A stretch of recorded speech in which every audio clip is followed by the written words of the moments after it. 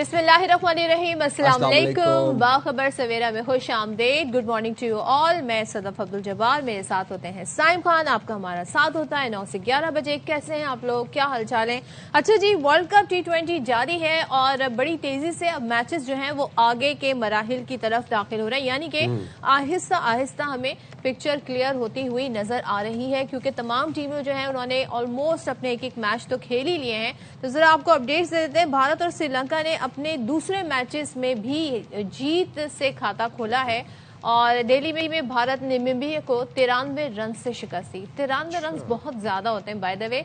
और Indian team ने पहले खेलकर 209 रन बनाए 209 रन बनाए इंडियन टीम ने, और जवाब में नामीबियन टीम 116 रन पर आउट हो गई। जाहिर है दैट वाज एक्सपेक्टेड।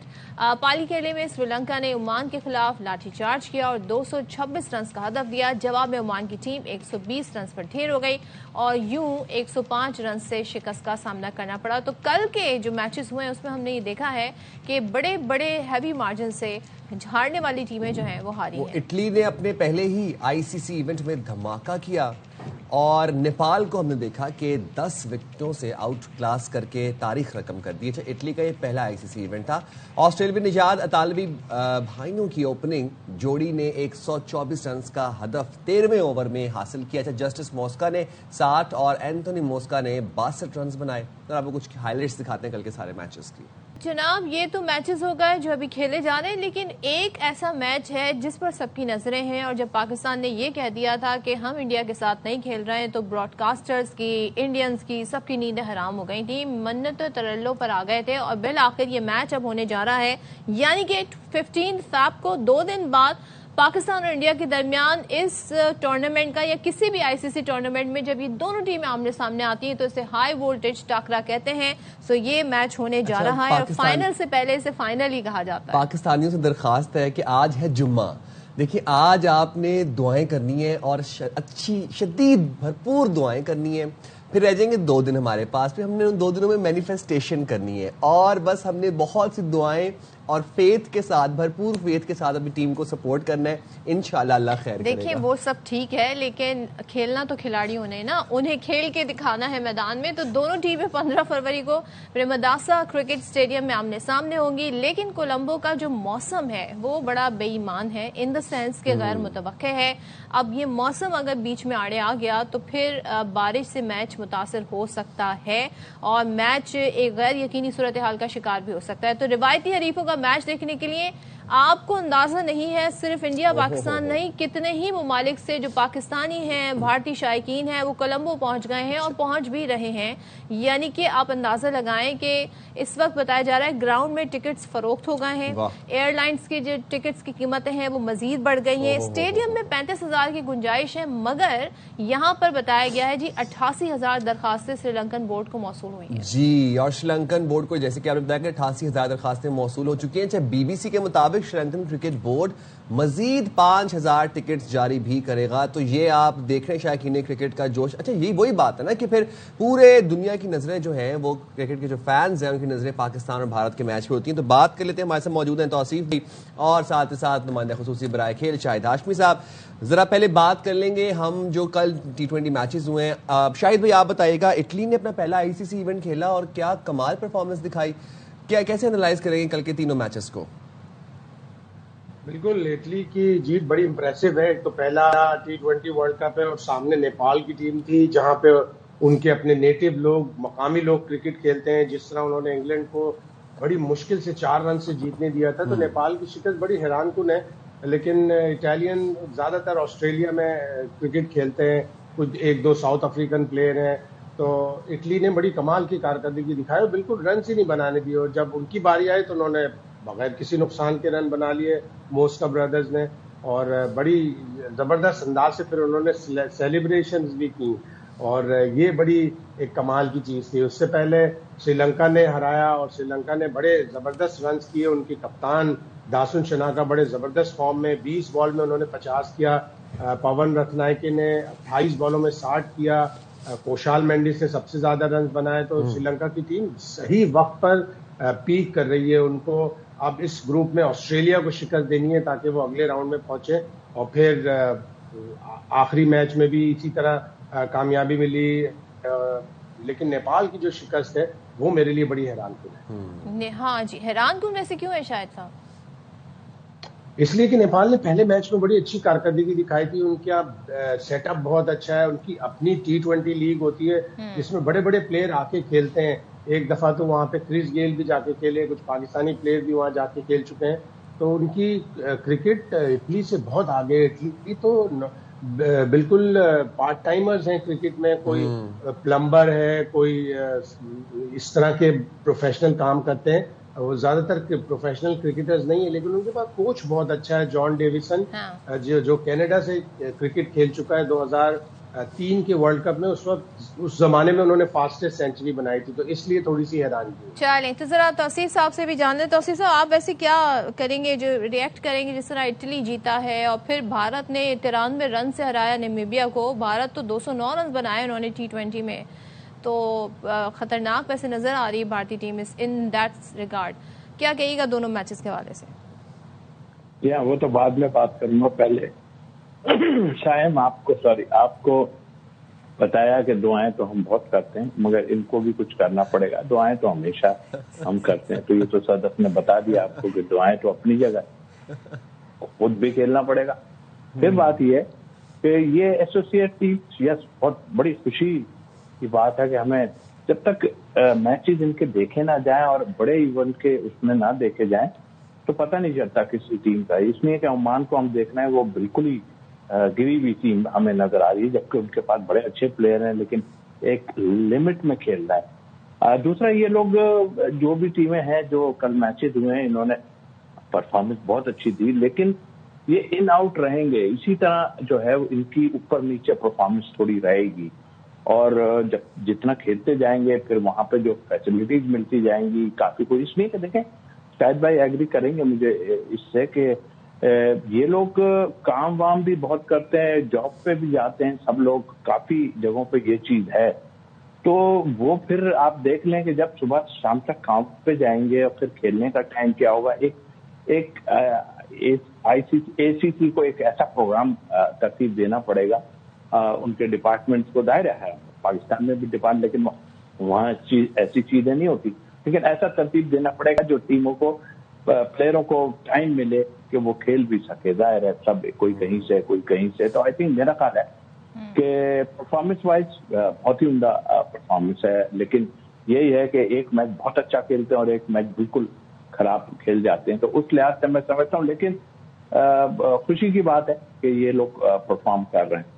ٹھیک ہے شاہد صاحب، ذرا اپنے میچ کی طرف آ جاتے ہیں، کیونکہ ہم سب کی نظریں اس پر ہیں، اور آپ خود ہی ہمیں پہلے دن سے بتا رہے ہیں جب سے ہمارے میچز سری لنکا میں شفٹ ہوئے ہیں کہ بارشیں میچ میں گڑبڑ کر سکتی ہیں۔ آج ہماری ٹیم پریکٹس بھی کرے گی اسی اسٹیڈیم میں جہاں پر میچ کھیلا جائے گا، تو بارش کی ویسے پریڈکشن ہے، اور اگر بارش ہو جاتی ہے تو اس صورت میں پھر کیا سچویشن ہوگی؟ ایک پوائنٹس ملیں گے؟ دیکھیں کولمبو میں بارش تو ہوتی ہے، اس میں کوئی وہ نہیں ہے، کوئی ڈھکی چھپی بات نہیں ہے، لیکن کولمبو کا موسم بھی بڑا بے اعتبار ہے۔ جب کہتے ہیں کہ بارش ہوگی تو بارش نہیں ہوتی، اور جب کہتے ہیں کہ بارش نہیں ہوگی تو بارش ہو جاتی ہے۔ اب کل رات میں بارش ہوئی ہے، جبکہ پیش گوئی نہیں تھی کل رات میں بارش کی، اور آگے بھی اتوار کو پیش گوئی ہے بارش کی، لیکن پاکستان اور بھارت کی جو میچ ہوتا ہے، پوری دنیا کی اس کے اوپر نظریں ہوتی ہیں، اور اتنی تپش، اتنی آگ برسنے والی ہوتی ہے کہ بارش سب وہ ہو جاتی ہے، بھاگ جاتی ہے، بارش نہیں ہوتی۔ ہمیں یاد ہے 2022 میں میلبرن میں بھی سارے لوگ کہہ رہے تھے کہ بارش ہوگی، میچ متاثر ہوگا، کچھ بھی نہیں ہوا۔ ہالینڈ کے میچ سے پہلے پاکستان کے یہاں سب کولمبو میں کہہ رہے تھے کہ اوہ بڑی بارش ہے، یہ تو پاکستان پھنس گیا، 2 پوائنٹ بھی انڈیا کو دینے والا ہے پاکستان، تو یہ اگر ایک پوائنٹ ہو گیا تو پاکستان کو مشکل پڑے گی، لیکن بارش نہیں ہوئی۔ تو اتوار کو ظاہر ہے قدرت بھی مہربان ہوگی، قدرت نے بھی پاکستان اور بھارت کا میچ کروانا ہے، بوائیکاٹ کے بعد جب ہوا ہے تو پھر انشاءاللہ بارش نہیں ہوگی۔ اگر خدا نہ خواستہ کہیں ہوئی بارش تو ظاہر ہے ایک پوائنٹ ہوگا یا ریڈیوس میچ ہوگا۔ ریڈیوس میچ ہونے کی صورت میں ذرا مشکل ہو جاتا ہے دونوں ٹیموں کے لیے کہ 10-10 اوور کا میچ ہو یا 5-5 اوور کا میچ ہو، لیکن میری دعا ہے، جیسے سائن کہہ رہے ہیں کہ سب نے دعا کرنی ہے، تو بارش نہیں ہوگی۔ میں اس لیے تو میں نے بات کا آغاز ہی یہیں سے کیا کہ دعائیں بڑی امپورٹنٹ ہیں، اور انشاءاللہ ہماری بالکل۔ ادھر جو کولمبو کا ہوٹل ہے، کولمبو کا جو ہوٹل ہے، اس کے پیچھے بڑی اچھی پیاری سی مسجد ہے، اور بہت ہی یہاں مسلمانوں کی تعداد میں نے بھی آج حاجت دعائیں کے ہوں۔ نوافل پڑھنے ہیں، انشاءاللہ ہم دعاؤں سے یہ میچ جیتیں گے انشاءاللہ تعالیٰ۔ توصیف بھائی، کمنگ ٹو یو، پاکستان اور بھارت کی جو اسپنرز ہیں ان کا موازنہ آپ کس طرح کرتے ہیں؟ آلسو پاکستان کو اپنے بھارت کے ساتھ میچ میں اتریں گے، گراؤنڈ میں اتریں گے، بیٹنگ لائن کس طرح سے شیپ دینی چاہیے پاکستان کو اپنی؟ دیکھیے پروڈکشن کی جیسے بات کی نا آپ نے، شاہد بھائی سامنے بیٹھے ضرور ہیں، لیکن میں بڑے غور سے ان کو اور کافی چیزیں ان کی ایسی ہوئی ہیں جو میں سمجھتا ہوں کہ پہلے سے اطلاعات دے دیتے ہیں سارے، تو آپ کے پاس ایسا آدمی ہے دوسرے ملک میں بیٹھ کے جو ہے اور صحیح خبریں دے دیتا ہے، اور یہاں ہم دیکھتے ہیں تو وہ چیز نکلتی ہے۔ تو میرے خیال میں کریڈٹ گوز ٹو شاہد بھائی کہ بھائی وہاں سے بیٹھ کے جو ہے ساری باتیں کر دینا اور پہلے سے پروڈکٹ کر دینا، تو یہ تو میرے حساب سے تو بڑی زبردست چیز ہے۔ تو شاہد بھائی مبارک کو آپ بڑی زبردست کرتے ہیں۔ اچھا اب میچ کی طرف آتے ہیں، اور ہائی وولٹیج دل دھڑک رہا ہے اس وقت بات کرتے ہوئے میں بھی مجھے، لیکن انشاءاللہ دعائیں ہمارے ساتھ ہیں اور پاکستان جیتے گا۔ آپ نے اسپنر کی بات کی، ہم ڈومینیٹ کر رہے ہیں، آنیسٹلی میں بینگ اے اسپنر کہہ سکتا ہوں ہم ڈومینیٹ کر رہے ہیں۔ لیکن توصیف بھائی ان کے بیٹرز اسپنرز کو اچھا کھیلتے ہیں، بالکل اچھا کھیلتے ہیں، ہم مانتے ہیں۔ دیکھیے تھوڑا سا ورک کرنا پڑے گا۔ میں آپ کو ایک بات بتاؤں، دیکھیں میں نے دو چیزیں کہی ہیں، ایک تو پہلے بیٹنگ پہ آ جاتے ہیں، ہے تو اسی پہ سارا ٹورنامنٹ چل رہا ہے، ہمیں پتا ہے سارا، اور آگے جا کے بھی ایک میچ اور ہونا ہے انشاءاللہ، پاکستان اور انڈیا دوبارہ کھیل جائیں گے۔ میں یہ کہتا ہوں کہ پلاننگ جو ہوتی ہے نا وہ سب سے مین چیز ہوتی ہے۔ پلاننگ کیا، میں اس دن بات کر رہا تھا کہ دیکھیں آپ کا سائم ایوب اور اوپنر جو ہے وہ صاحبزادہ اگر یہ دونوں آؤٹ ہو جاتے ہیں، خدا نہ خواستہ، تو پھر آپ کی پلاننگ کیا ہے؟ آپ اس پلاننگ پہ آپ ہوتے ہیں، کیا پلاننگ آپ کی ہونی چاہیے۔ اسی طرح میں نے کل چکرورتی کو دیکھا، حالانکہ اتنا ٹرن نہیں ہوا اس کا بال، لیکن سیدھی گیند، بخیر ٹیم بھی کوئی اور تھی، لیکن چکرورتی جو ہے نا وہ ذرا خطرناک یہاں سے لگتے ہیں، اور کلدیپ کو اگر انہوں نے کھلایا، شاید پاکستان کے خلاف کلدیپ کو بھی یہ کھلائیں گے۔ پھر ہم آ جاتے ہیں اگر بمراہ کے اوپر، وہ کیا کرتا ہے، کھیلے گا، وہ مجھے لگتا ہے کھیلے گا، وہ بونسریں بڑی کر دیتا ہے آگے نکل کے، اس پیج پہ 2-3 بونسریں ایسی کرتا ہے۔ ہمارے بالرز کو بھی چاہیے، شاہین فارم میں نہیں ہے مجھے پتا ہے، صحیح ہے، لیکن ایک لائن میں بال کر کے، اور اگر کوئی چلا رہا ہے، جیسا کہ ہمیں فکریں جو ہے نا شرما سے بڑی فکر ہے لوگوں کو، لیکن مجھے فکر اس لیے نہیں ہے کہ آپ جب پلاننگ کرنے جاتے ہو نا تو ہر کس لیے اینالسٹ بیٹھا ہوا ہے وہاں پہ، کیا تنخواہ لینے کے لیے بیٹھا ہے؟ وہ سارا بتائے کہ بھائی یہ یہاں پر ایسا کھیلتا ہے، یہاں پہ اگر آپ کی فارم نہیں بھی ہے نا تو ایک لائن پہ آپ بولنگ کریں، آپ کو ضرورت تھوڑی ہے ادھر ادھر ایریٹک بولنگ کریں گے تو مار تو پڑنی ہے آپ کو، پریشر نہیں لینا ہے۔ لیکن میں بڑا ہوپ فل ہوں، اس لیے کہ پریشر اس وقت جو ہے وہ انڈیا کے اوپر ہے ڈیفینیٹلی۔ یہ پریشر تو ہے۔ شاید صاحب ویسے آپ کتنا اتفاق کرتے ہیں اوپنر سائم اور فرحان، لیٹ سپوز اور خدا نہ خواستہ نہیں اگر اچھے رنز بنا کے دیتے شروع میں، پھر ہمارے پاس کیا آپشنز ہیں؟ پھر بابر بھی ہیں، پھر تو بعد میں سلمان علی آغا نے بھی آنا ہے، پھر شاداب نے بھی آنا ہے، لیکن لوگوں کو بڑی ذمہ داری کے ساتھ کھیلنا ہوگا۔ دیکھیں کرکٹ میں تو ہوتا ہے، پہلی بال پہ بھی اگر اوپنر آؤٹ ہو جائے گا تو پھر آپ کو اپنا پلان ترتیب دینا ہوگا، اپنی اسٹریٹجی کو دوبارہ سے غور کرنا ہوگا کہ نمبر 3 پہ سلمان آغا آتے ہیں تو وہ جلدی نہ کریں، نمبر 4 پہ بابر اعظم آتے ہیں وہ اینکرنگ کریں، ایسا نہ کریں کہ 10 بالیں کھیل کے 2 رن بنائیں، بلکہ 2-4 بالیں کھیل کر 10 رن بنائیں۔ تو پاکستان کی اگر اوپر سے کوئی وکٹ گری بھی تو پاکستان کے پاس اتنی بیٹنگ ہے کہ اس کو دوبارہ اپنی اننگز کو سہارا دے دے گا Pakistan.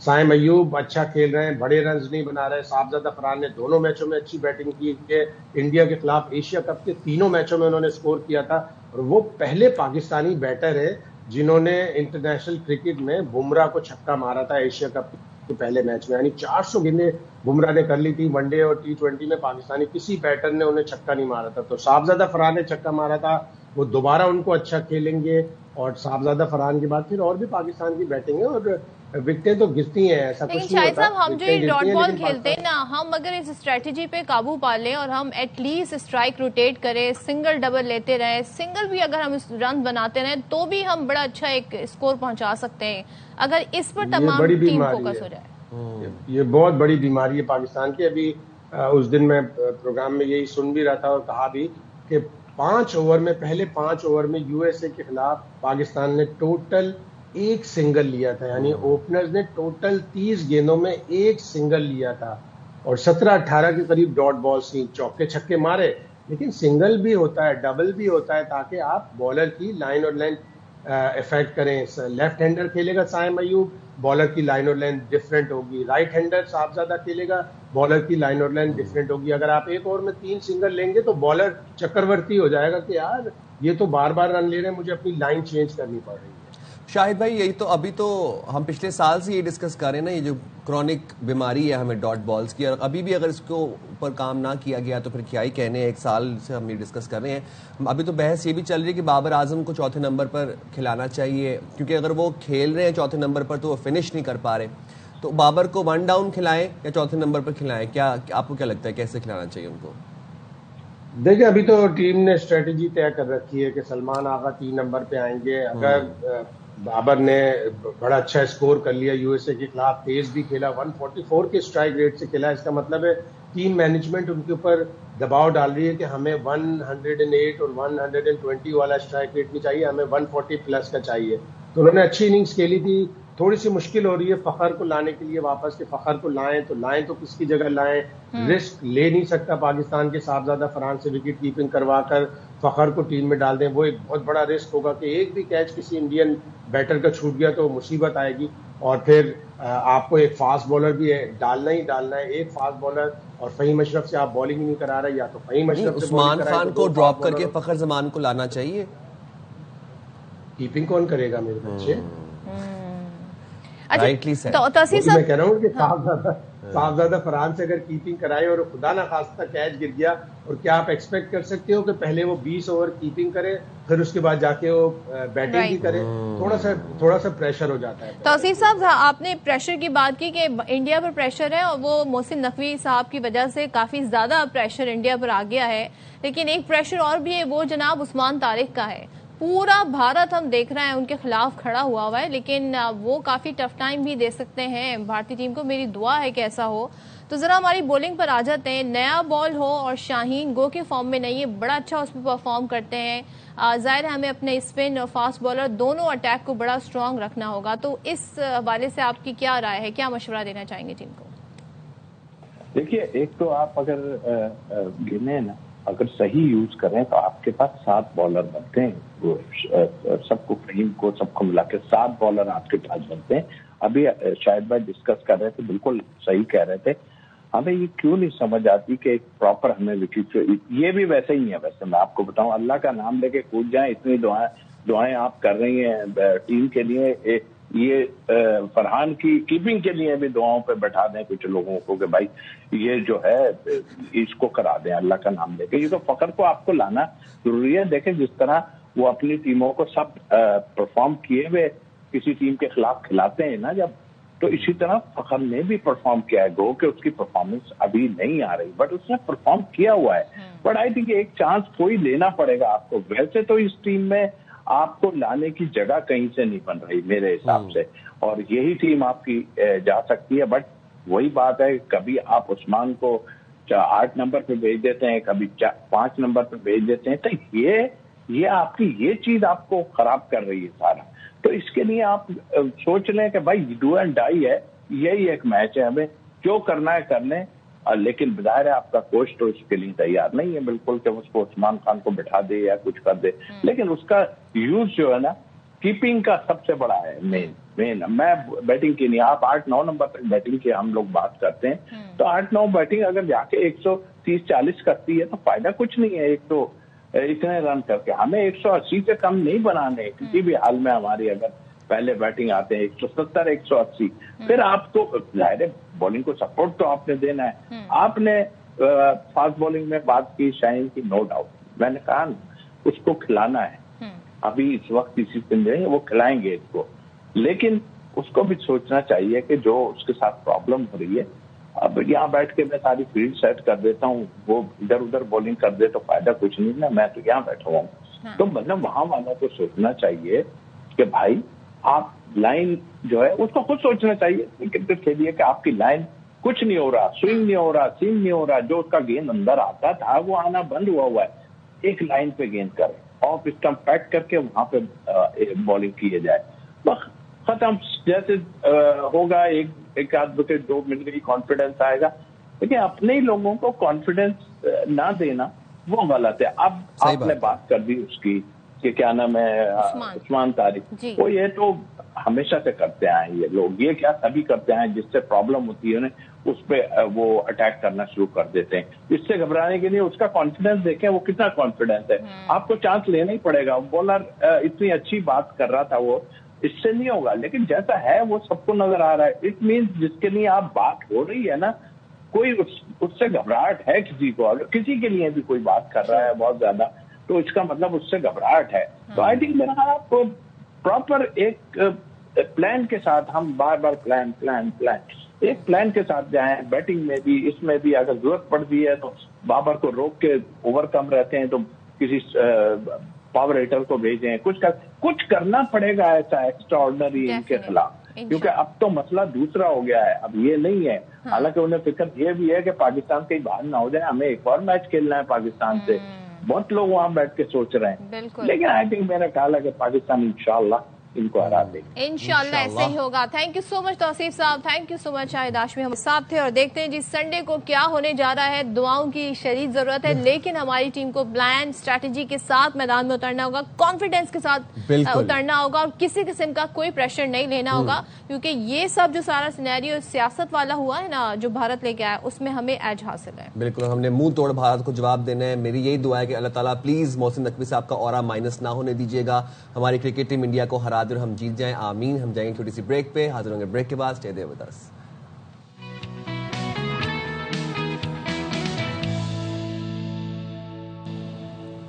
Welcome back once again. بات کریں گے بنگلہ دیش میں ہونے والے 13ویں پارلیمانی انتخابات کی, جس کے لیے کل آپ نے دیکھا دن بھر پولنگ رہی. صبح 7:30 بجے آغاز ہوا, 4:30 بجے تک, اور 2 بڑی جماعتیں, جماعت اسلامی اور BNP, اور ظاہر ہے ان دونوں جماعتوں کے اندر مختلف جماعتوں کا الحاق بھی ہے. اور سب سے اہم جو سارا سینیریو تھا وہ ینگ جنریشن کا تھا, کیونکہ اس بار ان انتخابات میں ینگ جنریشن نے بڑی تعداد میں حصہ لیا ہے. جین زی جنہیں ہم کہتے ہیں, اور جو پہلی بار جنہوں نے ووٹ کاسٹ کیا, اور انہوں نے اپنی نیشنلسٹ سٹیزن پارٹی بھی بنائی ہوئی ہے, جس نے بھی الحاق کیا ہوا تھا جناب BNP کے ساتھ, جماعت اسلامی کے ساتھ کیا ہوا تھا. اچھا, BNP کے ساتھ بھی 11 جماعتوں کا اتحاد تھا. ابھی جو بنگلہ دیشی میڈیا رپورٹ کر رہا ہے, اور جو غیر سرکاری غیر حتمی نتائج ہیں, اس میں ہم دیکھ رہے ہیں کہ BNP کا پلڑا بھاری ہے. 200 سے زائد نشستوں کے اوپر BNP نے غیر سرکاری غیر حتمی طور پر کامیابی حاصل کر لی ہے. 300 نشستوں پر انتخابات ہونے تھے. ایک نشست کے اوپر جو شخص تھے جو لڑ رہے تھے انتخابات, ان کی وہ وفات پا گئے, انتقال کر گئے. تو اب 299 نشستوں میں سے 209 کے لگ بھگ نشستیں BNP نے حاصل کر لی, اور BNP کے سربراہ ہیں, ان کو لیڈ جو کر رہے ہیں وہ خالدہ ضیاء کے صاحبزادے ہیں, طارق رحمان ضیاء, اور وہ لیڈ کر رہے ہیں. تو جناب اب آپ کو یہ بھی بتا دیں کہ غیر حتمی اور غیر سرکاری نتائج کے مطابق 299 کے ایوان میں BNP اتحاد نے 209 نشستوں پر کامیابی حاصل کی ہے, اور جماعت اسلامی 68 نشستوں کے ساتھ دوسری بڑی جماعت بن گئی ہے. اچھا, نیشنل سٹیزن پارٹی صرف 5 نشستیں حاصل کر سکی, اور مجھے بڑا حیرت ہوئی ہے جو ٹرن آؤٹ ہے. عموماً اتنا ٹرن آؤٹ نہیں ہوتا ہے. آپ دنیا کے کتنے ہی ممالک کے انتخابات دیکھ لیں, بڑی بڑی ڈیموکریسی کے انتخابات دیکھ لیں, جہاں پہ انتہائی فیئر اینڈ ٹرانسپیرنٹ الیکشن ہوتے ہیں, 60% سے زائد ٹرن آؤٹ رہا ہے. سو بنگلہ دیش میں قومی انتخابات کے ساتھ اب آئینی اصلاحات کے لیے قومی ریفرینڈم بھی کرایا گیا, اور غیر سرکاری غیر حتمی نتائج کے مطابق 73% ووٹرز نے اصلاحات کے حق میں ووٹ ڈالا ہے. اب عموماً ظاہر ہے یہ ہوتا ہے جب نتائج آتے ہیں تو پھر ناراضگیاں بھی ہوتی ہیں. تو BNP کے سربراہ طارق رحمان نے آج پارٹی کے حامی اور کارکنوں سے نماز جمعہ میں خصوصی دعا کرنے کی اور شریک ہونے کی دعا انہوں نے گزارش بھی کی ہے. باقی جو جماعت اسلامی ہے ان کی جانب سے تھوڑا سا اعتراض اٹھایا گیا ہے, ان کی جانب سے کہ جناب دھاندلی ہوئی ہے. بالکل جی, لیکن یہ ہے کہ وہاں پر جو رپورٹ ہمیں رپورٹس جہاں جو بنگلہ دیش سے آ رہی ہیں اس میں یہ بتایا جا رہا ہے کہ وہ ہلکی پھلکی موسیقی والے شکوے شکایات ہیں. میجر وہاں پر کوئی ایسا کوئی اسکیم نہیں ہوا, ووٹ کے اندر ریگنگ نہیں ہوئی. اچھا, یہ جو بات آپ کریں صدف کہ ٹرن آؤٹ بہت زیادہ ہے الیکشنز کا ریزلٹ پولنگ کا, تو ایک تو جو جینزی ریولوشن آیا تھا اس کی بیسک جو وجہ تھی اس کے پیچھے وہ یہی تھی کہ جینزی چاہتے تھے کہ ہم اپنے ڈیموکریٹس رائٹس کو ایکسرسائز کریں. وہ چاہتے ہی یہی تھے کہ ہم اپنے جمہوری جو ہمارے اختیارات ہیں ان کو ایکسرسائز کریں. سیکنڈلی وہ ڈائنیسٹیکل پالیٹکس کے اگینسٹ تھے, اینڈ تھرڈلی وہ جو کوٹا سسٹم والی اور جو ان امپلائمنٹ والی چیز تھی اس کے اگینسٹ بھی تھے, جو اکانومک ریسیشن تھا بنگلہ دیش میں. جینزی انقلاب کے بعد یہ آپ کو بتا دیں کہ پہلا الیکشن ہے, اور شیخ مجیب الرحمان اور شیخ حسینہ واجد کی جو سول آمریت تھی اس کے بعد ابھی بنگلہ دیش میں آپ امیجن کہ 13th مطلب 13واں یہ الیکشن ہے, 13واں الیکشن بنگلہ دیش کے عوام نے پھر اس لیے بڑھ چڑھ کر الیکشنز میں پولنگ کے اندر جو ہے وہ حصہ لیا. اچھا, ذرا سا تھوڑا سا ہم وہاں کا پروسیس بھی جاننے کی کوشش کریں گے کہ ابھی تک تو یہ غیر سرکاری نتائج ہیں, اب آفیشیلی کب تک ساری چیزیں اناؤنس ہو جائیں گی. بنگلہ دیش میں ہونے والے انتخابات کی جو کوریج کرتے رہے تھرو آؤٹ, اور ماحول کے حوالے سے بھی وہاں پر ہمیں آگاہ کرتے رہے ہمارے نمائندے راجہ محسن اعجاز ڈھاکہ میں موجود ہیں, ان سے جانیں گے. راجہ محسن اعجاز, ذرا بتائیے گا بس ہمارے اس ساری سچویشن میں آپ نے, ایک تو ہم نے ٹرن آؤٹ دیکھا 60% سے زیادہ رہا, پھر وہاں پر ہم دیکھ رہے ہیں کہ جو جماعتیں ہیں اس وقت, خاص طور پہ ہم بی این پی کی بات کریں تو وہ یہ کہہ رہے ہیں جی کہ انہیں برتری حاصل ہو گئی 209 نشستوں پر. تو یہ اب کیا کب تک فائنل پکچر ڈیسائیڈ ہو جائے گی؟ دیکھیے, آج دن کے اوقات میں الیکشن کمیشن آف بنگلہ دیش اس سلسلے میں باقاعدہ جو نتائج ہیں وہ جاری کرے گا. ابھی تک جو نتائج ہیں وہ غیر حتمی ہیں, غیر سرکاری ہیں اور مختلف حلقوں کی بنیاد پر کمپائل کیا گیا رزلٹ ہے, اور اس رزلٹ کی بنیاد پر بی این پی کو اس الیکشن میں برتری حاصل ہے. اور بی این پی کے جو رہنما ہیں انہوں نے جو میڈیا سے بات کی اس میں بھی انہوں نے آئندہ حکومت بنانے کے دعوے کیے ہیں. مختلف جو حلقے ہیں, ڈھاکہ 17 سے بی این پی کے سربراہ طارق الرحمان وہ الیکشن لڑ رہے تھے, وہاں سے وہ جیت گئے. اس کے ساتھ بوگرا کی ایک نشست سے بھی میدان میں تھے, وہاں سے بھی انہوں نے بھاری مارجن سے کامیابی حاصل کی ہے. تو بی این پی اور اس کے الائنس نے اس الیکشن میں ابھی تک کے جو غیر حتمی نتائج ہیں اس کے مطابق کامیابی حاصل کر لی ہے, جبکہ جماعت اسلامی دوسری بڑی جماعت بن کر سامنے آئی ہے, اس کا الائنس اس الیکشن کے نتیجے میں. اور جس طرح طارق الرحمان نہ صرف بی این پی کے سربراہ ہیں بلکہ سابقہ وزیر اعظم خالدہ ضیاء صاحبہ کے صاحبزادے بھی ہیں, تو اگر وہ وزیر اعظم بنتے ہیں جیسا کہ وہ اس الیکشن میں پارٹی کے وزارت عظمیٰ کے امیدوار بھی ہیں, تو یہ بنگلہ دیش میں 35-36 سال میں پہلا موقع ہوگا کہ کوئی مرد وزیر اعظم آئے گا. اس سے پہلے شیخ حسینہ واجد تھی یا خالدہ ضیاء صاحبہ تھی, تو یہ جو وزرائے اعظم رہی دونوں, اور انہی دونوں کے درمیان جو ہے وہ الیکشن میں ہار جیت ہوتی تھی, اور یہی کبھی ایک وزیر اعظم تو کبھی دوسری بنتی تھی. لیکن یہ 35-36 سال میں پہلا موقع ہوگا کہ کوئی مرد وزیر اعظم آئے. الیکشن کمیشن کی جانب سے آفیشیل جو نتائج ہیں وہ آج دن کے اوقات میں جاری کیے جانے کا امکان ہے.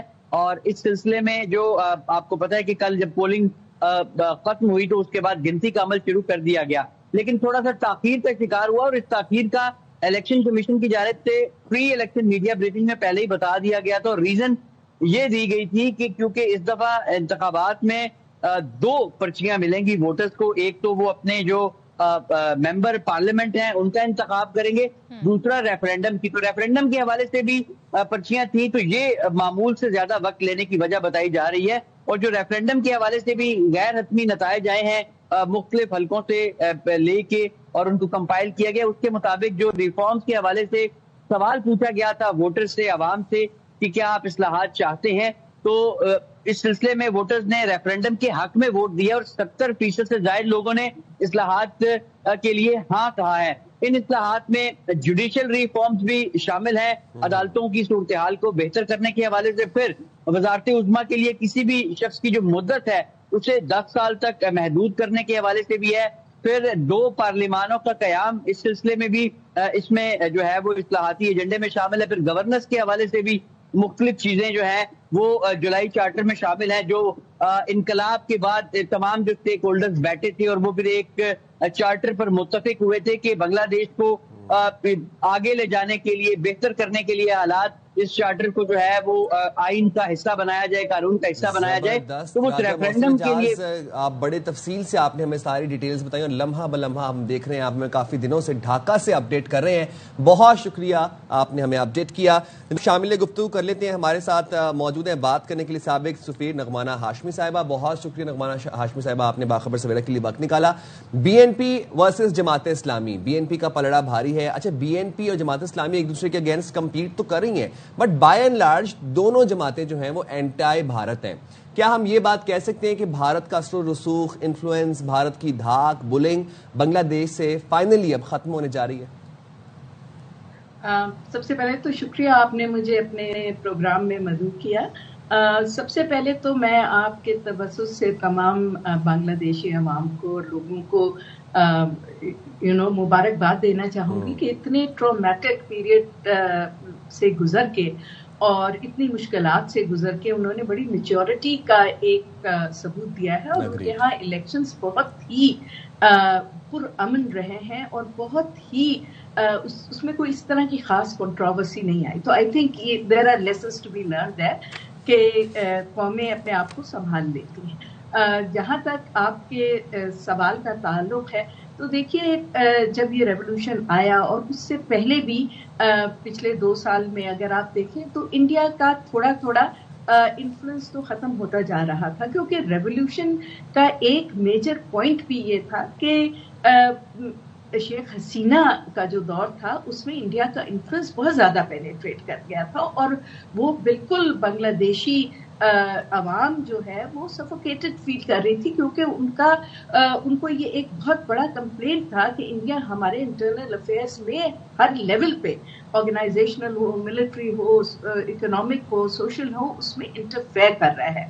اور آپ کو یہ بھی پتا ہوگا کہ بہت یہ ایک کوشش تھی انڈیا کی اور اس پہ کافی بحث بھی چلتی رہی کہ انڈیا چاہ رہا تھا کہ وہاں ایک چھوٹا سا سیپریٹسٹ موومنٹ چلے کہ ایک ہندو اسٹیٹ بھی وہاں جائے. تو آئی تھنک یہ سارا ریولیوشن، یہ ساری جو پچھلے 2 سال میں ڈسٹربنس رہی تھی اس میں یہ ساری باتوں کا بہت عمل دخل ہے.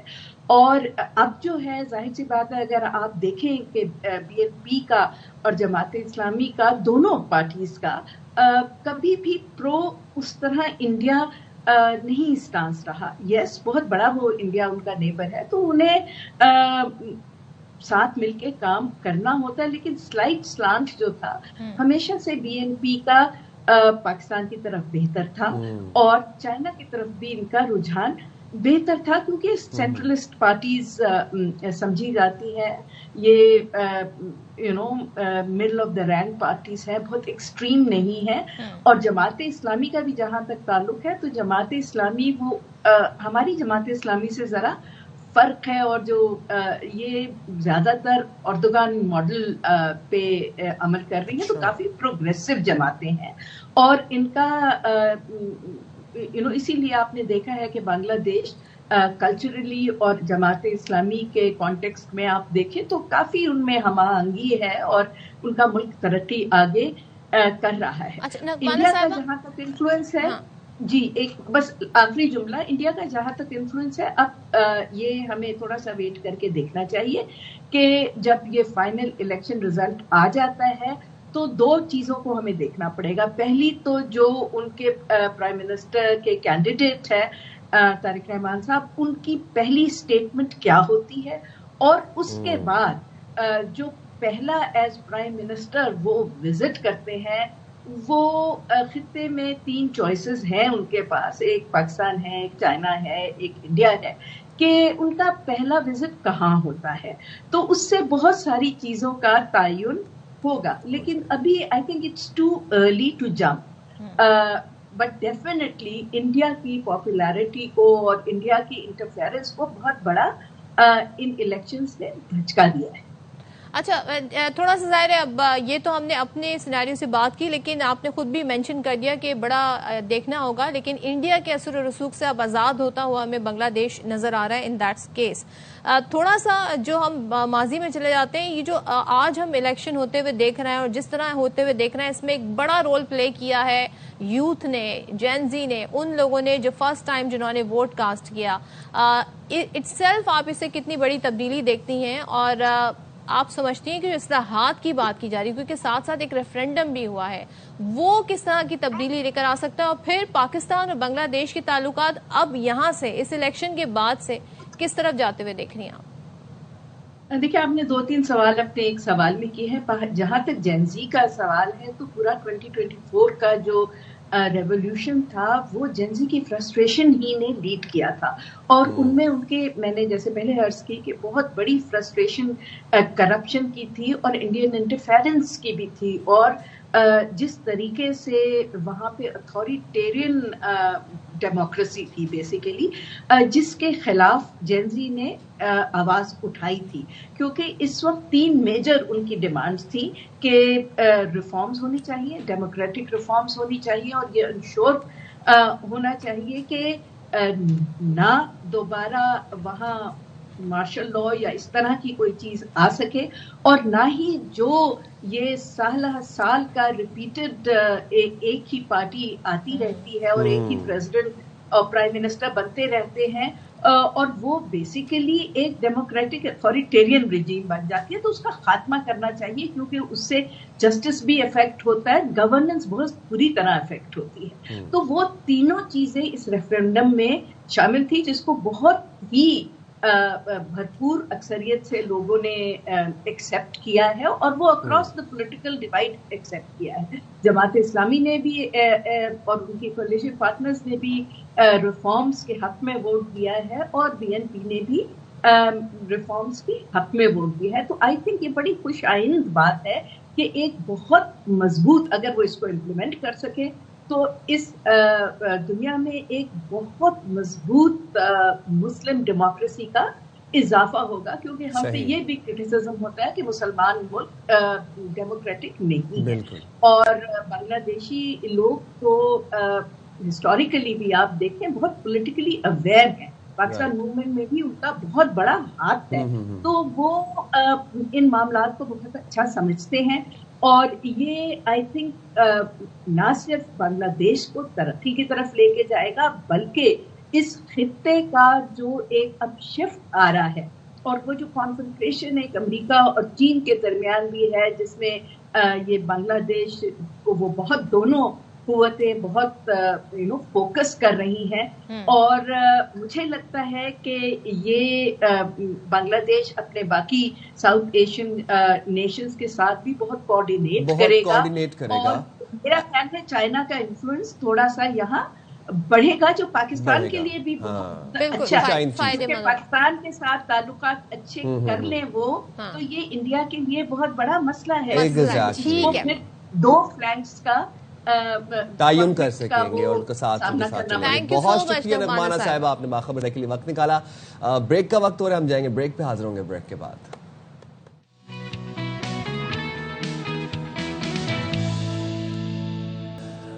ویلکم بیک جناب۔ اور جناب ذرا آپ بات کریں گے ہم ریڈیو کی، کیونکہ آج بڑا امپورٹنٹ ڈے منایا جا رہا ہے، اور ریڈیو کیسے ایجاد ہوئی، ریڈیو کے کہتے ہیں نا ضرورت ایجاد کی ماں ہے، تو یہ وہ ٹائم تھا جب وار ٹائم تھا، پروپیگنڈا ٹول کے طور پہ یہ پہلے آیا تھا، کمیونیکیشن کا نظام تھا یہ پہلے، لیکن آہستہ آہستہ اس کی مختلف جہتیں آتی گئیں، اور پھر یہ ایک مختلف صورت اور رنگ اختیار کرتا گیا۔ اس کے ساتھ ساتھ پھر ہم نے دیکھا ٹیلی ویژن آیا، پھر ٹیلی ویژن کے بعد جناب کمپیوٹر آیا، اور کمپیوٹر کے بعد جناب موبائل فون آ گیا، لیکن ریڈیو کی اہمیت آج بھی اپنی جگہ پر موجود ہے۔ I've never seen a radio, میں نے FM ضرور سنا ہے، بٹ ریڈیو سننے والا نا، ریڈیو اچھا وہ سننے والا، ٹھیک ہے۔ تو ریڈیو ایک پرانا ساتھی تھا، اور لوگوں کی بڑی رغبت ہوتی تھی ریڈیو سے، اکثر رات کے اوقات میں خاموشی میں سننا کرتے تھے ریڈیو کو۔ پھر اس کے ساتھ ہی ساتھ جدید دور میں موبائل، آپ نے بتایا موبائل نے پھر اچھا ایوالو ہوتے گیا نا وقت ساتھ ساتھ، اور پھر موبائل کے نیوز، ریڈیو، دین نیوز پیپر، دین موبائل فونز،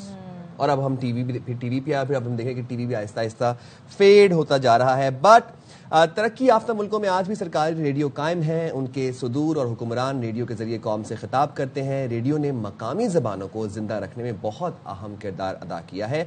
گلگت اور چترال کی درجن بھر زبانیں ہوں یا دور دراز علاقوں کی چھوٹی چھوٹی علاقائی زبانیں، ریڈیو ان کی ترویج کا اہم میڈیم ہے۔ بالکل، اور آج کے اس شور شرابے کی دنیا میں خاص طور پر جو رات میں جو ریڈیو کا ٹائم ہوتا ہے نا، نائٹ ٹائم، وہ بڑا ہی کوئی سودنگ ہوتا ہے، بات ہو رہی ہوتی ہے، بڑی اچھی اچھی بات ہے۔ چلیں جی بات کر لیتے ہیں، ہمارے ساتھ موجود ہیں ریڈیو براڈ کاسٹر رضوان زیدی صاحب۔ تھینک یو سو مچ رضوان صاحب۔ دیر واز اے ٹائم جب لوگ ریڈیو پر خبریں سنتے تھے جناب، بریکنگ نیوز اب تو پہلے ٹویٹر پہ اور ایکس پر آتی ہے، پہلے جناب وہ آیا کرتی تھی ریڈیو پاکستان پہ، اور ایک خاص سلاٹ ہوتا تھا جس میں अनसेंसर्ड पूरी खबर लोगों तक पहुंच जाती है। देखिए, अगर उसको जरा सा मैं पहले लेके जाऊं, जिस तरह कहा जाता है कि जब इशारों को सदा बनकर निखरना आ गया और सदा को लफ्ज में ढलकर उभरना आ गया, लफ्ज को फिर बात करना आ गया, इनके इसको जब हम इस तरह लेके चलते हैं, पहले पिक्टोरियल लैंग्वेज थी, उसके बाद जो ये सारा सिलसिला शुरू हुआ तो रेडियो जो साउंड का सारा सिलसिला था, जो सौती आपका जो राब्ता होता है,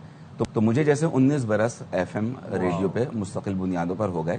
ये बात जिस तरह आपने इंट्रो में कही है, ये बात बिल्कुल ठीक है कि अब रेडियो की अफादियत और अहमियत अपनी जगह मौजूद है, लेकिन उसके सामने वो जो तवातुर से हिस्सा बना करते थे प्रोग्राम के, उनकी तादाद में कमी आई, लेकिन इसके मीडियम को आप इनकार नहीं कर सकते। आज भी बहुत एक ताल्लुक़ है लोगों से, एक सोशल एक्टिविटी बहुत होती है और एक आसान ज़रिया है लोगों तक अपनी बात पहुंचाने के लिए रेडियो।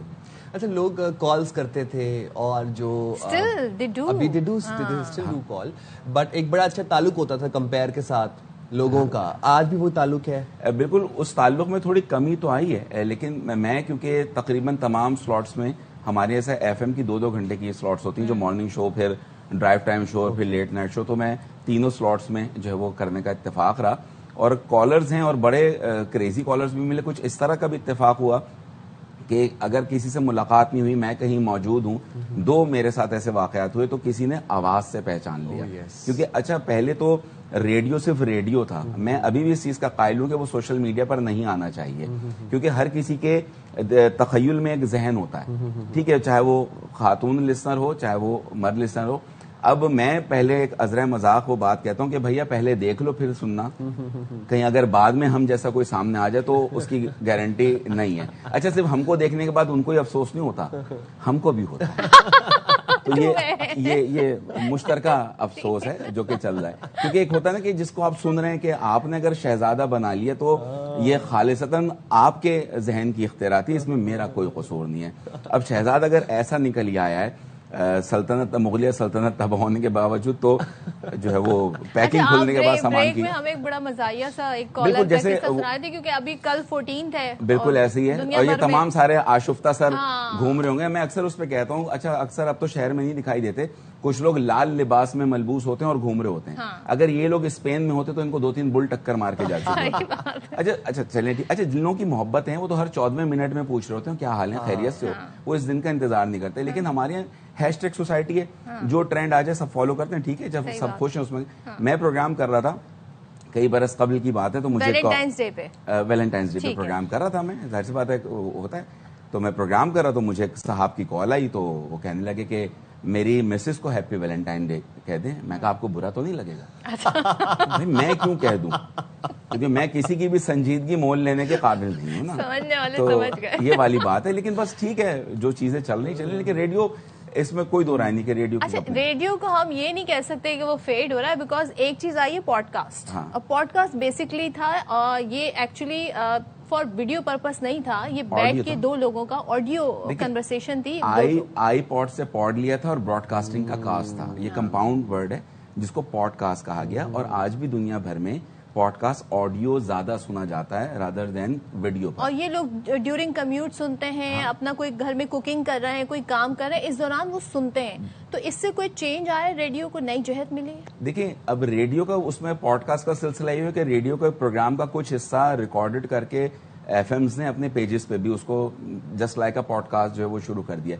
लेकिन हमारे यहाँ जब तक पॉडकास्ट में माइक सामने ना हो तो लगता है वो उससे शर्फ कबूलियत पर नहीं पहुंचेगा। कॉलर माइक पे भी पॉडकास्ट हो सकता है। देखिए, सिर्फ और सिर्फ क्या गुफ्तगू, अब तो दुनिया, अभी यहाँ वो सिलसिला इतना शुरू नहीं हुआ है, दुनिया भर में ऑडियो बुक्स जो है ना बहुत बड़ी तादाद में रिकॉर्ड हो रही हैं। क्योंकि लोग अब किताब से उस तरह का रिश्ता नहीं, लेकिन उनको एक मुस्तकिल साउंड चाहिए जो उनके कान में बजता रहे।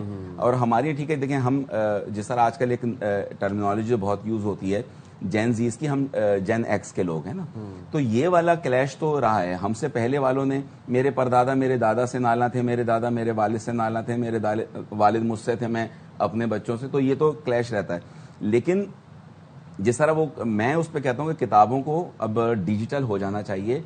ये हमारा दौर था कि स्याही की महक और वर्क से मोहब्बत। ठीक, देखें अगेन, ये जो आज के जो गैजेट्स ओरिएंटेड बच्चे हैं ना, इनको کام کی چیز انہی کے گیجٹس میں آپ دیں گے تبھی بات ہوگی. جس طرح ہم ایک قوالی کو کہتے ہیں کہ اس طرف لانے کے لیے, بھجن سے ہٹانے کے لیے انہی سازوں میں, انہی راگوں میں ایک اپنا کلام پیش کر کے ان کو اس ڈگر پہ لائے تھے. تو یہ میری اپنی ایک سوچ ہے جو کہ غلط بھی ہو سکتی ہے, اس کا سب کا متفق ہونا ضروری نہیں ہے. تھینک یو ویری مچ رضوان صاحب, بہت اچھا لگا آپ لوگوں نے یاد رکھا ورلڈ ریڈیو ڈے پہ. آپ تھینک یو ویری مچ, اپنا بہت زیادہ خیال رکھیے. جناب ہمیں آپ پاس یہاں وقت ایک بریک کا حاضر ہوں گے, بریک کے بعد اسٹے دیئر ود اس.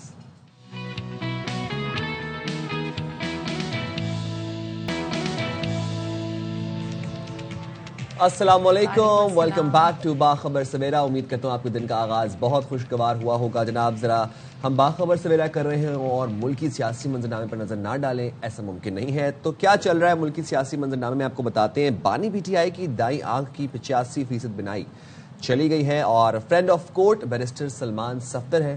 وہ یہ کہتے ہیں کہ سپریم کورٹ میں جمع کرائی گئی رپورٹ میں نے اپنے تک رکھی, میرے پاس آ گئی. انہوں نے یہ بھی کہا کہ میں نے اس کو سپریم کورٹ کی امانت سمجھ کے اپنے تک محفوظ رکھی. بہت سی کالز آئیں, اپنی بیوی تک کو نہیں بتائی. بانی پی ٹی آئی کی آنکھ کا ذاتی معالج سے فوری معائنے کا مطالبہ. انہوں نے کہا کہ بانی کے مطابق اکتوبر تک دونوں آنکھوں کی بینائی ٹھیک تھی, اس کے بعد دھندلا نظر آنے لگا. جیل سپرنٹینڈنٹ کو کئی بار اطلاع دی لیکن کسی نے سنجیدہ نہ لیا اور آئی ڈراپ دیتے رہے. ایک دن دائیں آنکھ کی بینائی مکمل طور پر ختم ہو گئی. پھر پیمز کے ڈاکٹرز نے آنکھ میں خون کے لوتھڑے کی تشخیص کی اور گرمیوں میں وہ یہ بھی بتایا کہ اس رپورٹ میں 3 بار فوڈ پوائزننگ ہو چکی ہے بانی پی ٹی آئی کو. اچھا, یہ بھی ساتھ میں رپورٹ میں کہا گیا کہ 2 سال سے دانتوں کا معائنہ نہیں کرایا گیا اور بانی پی ٹی آئی کے مطابق سردیوں میں ایک چھوٹا ہیٹر ملا, گرمیوں میں ایک کول باکس مہیا کیا گیا جو ہمیشہ موثر نہیں ہوتا کول باکس, اور محدود ورزش کے آلات اور کھلی جگہ دستیاب تھی. تو یہ تمام تر صورتحال تھی. اچھا جی, سپریم کورٹ نے بانی پی ٹی آئی کا اب 16 فروری سے پہلے آنکھ کا معائنہ کرانے کا حکم دے دیا ہے اور فیملی ممبرز کی موجودگی میں میڈیکل کرانے کی استدعا مسترد کر دی ہے. وفاقی وزیر ہیں طارق چودھری صاحب, وہی کہتے ہیں کہ بانی پی ٹی آئی کی صحت حکومت کی ترجیح ہے اور بانی پی ٹی آئی کو علاج کے لیے اب باہر بھیجنا پڑا تو ضرور بھیجیں گے, اور بانی اگر الشفا اسپتال میں علاج کے لیے راضی ہیں تو ہمیں کوئی اس پر اعتراض نہیں ہے. رانا ثناء اللہ صاحب یہ کہتے ہیں کہ کسی کی صحت کے معاملے پر سیاست کرنا ٹھیک نہیں ہے, یہ جرم ہے. ARY نیوز کے پروگرام میں ہی گفتگو کر رہے تھے اور انہوں نے کہا کہ دسمبر 2025 میں بانی پی ٹی آئی سے ان کی بہن عظما خان نے ملاقات کی تھی. جب صحافی نے بانی کی صحت سے متعلق سوال پوچھا تو عظما خان نے کہا تھا الحمدللہ وہ ٹھیک ہیں. رانا ثناء اللہ صاحب نے یہ کہا کہ آنکھوں کی بیماری سے متعلق بانی پی ٹی آئی کا ماضی کا کوئی ریکارڈ نہیں ہے. ذاتی معالج کو پینل میں ڈالنے سے متعلق سپریم کورٹ حکم کرے تو عمل کریں گے. سنواتے ہیں آپ کو. دسمبر کو ان کی بہن عظما خان صاحبہ نے ان کے ساتھ ملاقات کی. جب عظما خان صاحبہ باہر آئیں تو ان سے ایک صحافی نے پوچھا کہ عمران خان صاحب کی صحت کیسی ہے, تو انہوں نے کہا کہ الحمدللہ ان کی صحت جو ہے وہ بالکل ٹھیک ہے. ان کا اس سے پہلے کوئی پریویس ریکارڈ نہیں ہے آنکھوں کی کسی قسم کی بیماری کا. اچھا جی, تھوڑا سا آپ کو اس حوالے سے یہ بھی اپڈیٹ دے دیں کہ اب جو اپوزیشن جماعتیں ہیں آج انہوں نے یہ فیصلہ کیا ہے کہ وہ پارلیمنٹ ہاؤس کے سامنے دھرنا دیں گی. تحریک تحفظ آئین پاکستان کے اجلاس میں بانی پی ٹی آئی کی صحت کے معاملے پر دھرنا دینے کا یہ فیصلہ کیا گیا ہے اور اجلاس میں مولانا فضل الرحمان بھی شریک ہوئے. خیر پختونخوا کے تمام ارکان اسمبلی کو ڈی چوک پہنچنے کی ہدایت کی گئی. علامہ راجہ ناصر عباس یہ کہتے ہیں کہ نماز جمعہ کے بعد پارلیمنٹ ہاؤس کے سامنے دھرنا دیا جائے گا. تو پارلیمنٹ ہاؤس کے باہر کیا سچویشن ہے اس بارے میں تفصیلات جانیں گے ARY نیوز کے نمائندے عبدالقادر سے. عبدالقادر بتائیے گا کیا مناظر دیکھ رہے ہیں اس وقت آپ؟ دیکھیے, اس وقت میں ڈی چوک میں موجود ہوں اور بالکل میرے اس ہاتھ پہ پارلیمنٹ ہاؤس ہے جہاں پر آج پرامن دھرنے کا اعلان کیا گیا ہے.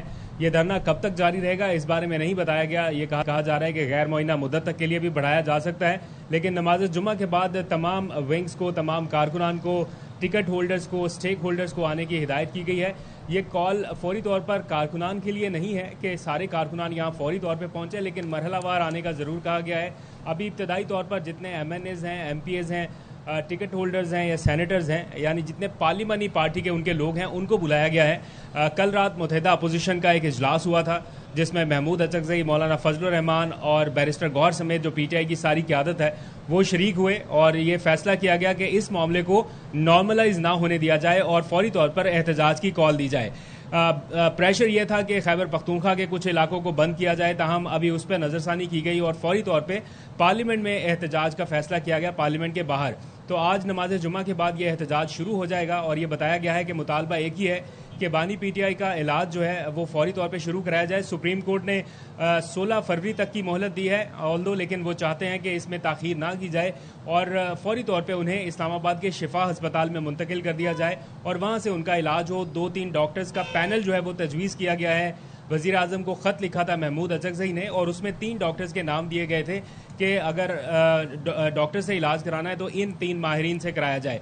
उनमें एक शिफा अस्पताल के डॉक्टर भी हैं। तो अब कल रात ऐवान सदर में एक अहम मुलाकात भी हुई है। उसके बाद पीटीआई को ये तवक्को है कि आज किसी वक्त उनसे राब्ता किया जाएगा, ताहम अभी तक जब हम आपसे बात कर रहे हैं तो कोई ऐसा राब्ता इस्टेब्लिश नहीं हुआ। इंतजार रहेगा, आज एहतजाज होगा और उसके बाद देखते हैं। वो कह रहे तब तक नहीं उठेंगे जब तक हमारे मुतालबात पर अमल दरामद नहीं हो जाए। ठीक है, अब्दुल कादिर हमें सारी सूरत हाल पर बात कर रहे थे। Thank you so much. और देखते हैं जनाब, ये जो एहतजाज किया जा रहा है अपोजिशन जमातों की जानिब से, इसको धरना भी कहा जा रहा है, तो क्या मुतालबात रखे जाते हैं? जो बेसिक बुनियादी जिस बात पर एहतजाज धरना दिया जा रहा है वो ये है कि फौरी तौर पर बानी पीटीआई का इलाज कराया जाए। इख्तियार वली साहब वज़ीर आज़म के कोऑर्डिनेटर हमारे साथ मौजूद हैं। थैंक यू सो मच इख्तियार साहब, आपने हमें ज्वाइन किया है। सबसे पहले तो ये बताइएगा, अलीमा खानम साहिबा की ही बात कर लेते हैं। वो इस बात का शिकवा कर रही हैं कि जनाब ख़ासतौर पर उन्होंने शिकवा हुकूमत से भी किया है। पहले तो ज़रा हुकूमत की बात कर लेते हैं कि जी ख्याल नहीं रखा गया, जो करना था वो कर दिया। तो ज़रा हमें बताइएगा कि क्या इस तरह की कोई हुकूमत को बात कही गई थी जिसमें कहा गया हो कि जी इलाज की ज़रूरत है, मेडिकल चेकअप कराना है? क्योंकि हमने देखा मुलाकातों का सिलसिला बंद था। बिस्मिल्लाहिर्रहमानिर्रहीम, बहुत शुक्रिया आपने अपने प्रोग्राम में मुझे इनवाइट किया। इनफैक्ट ऐसा है कि उनका शिकवा हमारी वो बहन है, शिकवा उनका वो कर सकती है, लेकिन वो मेरे ख्याल में बजा नहीं है। अच्छा। क्योंकि 2 दिसंबर को उनकी दूसरी बहन उज़मा खान की मुलाकात हुई थी इमरान खान के साथ। एज सच उन्होंने भी कोई रिपोर्ट नहीं किया। जब उनसे पूछा गया कि इमरान खान साहब कैसे थे, उनकी सेहत कैसी थी, तो मीडिया को बताते हुए उन्होंने कहा कि अल्हम्दुलिल्लाह वो बिल्कुल ठीक ठाक हैं और बिल्कुल फिट हैं।